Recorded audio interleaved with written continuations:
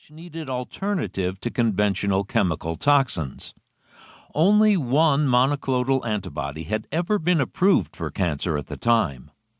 The drug Rituxan, rituximab, as we will see, had been developed by a startup biotechnology company in San Diego, IDEC Pharmaceuticals, and marketed by another biotechnology company located outside San Francisco, Genentech.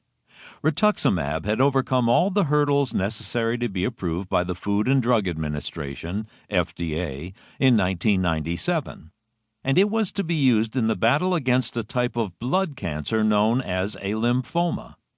Early sales of the drug were promising but not overwhelming. The reason for the lag in sales was in part because monoclonal antibody drugs were not very familiar to most physicians, or even many scientists. However, this drug would go on to log peak annual revenues of more than $7.3 billion in 2015 alone and become the 12th highest-selling drug in history, undoubtedly fated to move even higher because antibody drug sales are not as susceptible to generic competition as more conventional medicines are. Looking back to 1998, the commercial view of monoclonal antibody therapeutics was not terribly optimistic. For one thing, the nascent field was considered, by many industry experts, to be unrealistic based on economics alone.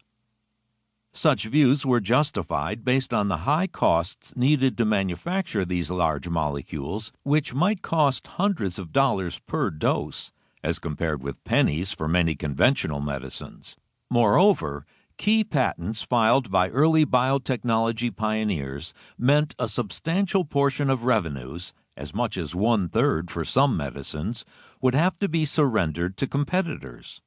To break even, some antibody drug companies contemplated asking prices of up to $10,000 for a single course of treatment, an outrageous proposition at the time. $10,000 today seems almost like a bargain when insurance companies are, with increasing frequency, asked to spend hundreds of thousands or even millions of dollars on some medicines. However, this price tag seemed utterly absurd to many in the late 1990s. Hence, many conventional pharmaceutical companies focused on standard medicines comprised of small and less complex molecules. Think of aspirin. In contrast, monoclonal antibodies were large and unwieldy beasts, that is, 1,000 times larger than aspirin. To manufacture a single antibody requires the precise arrangement of 4 large proteins, each situated in just the right way, to ensure an antibody drug is stable, safe, and efficacious. This complex construction could not be performed in the massive fermentation tanks used to manufacture small molecules, but instead required something with far greater sophistication, the honed skills of human or other mammalian cells.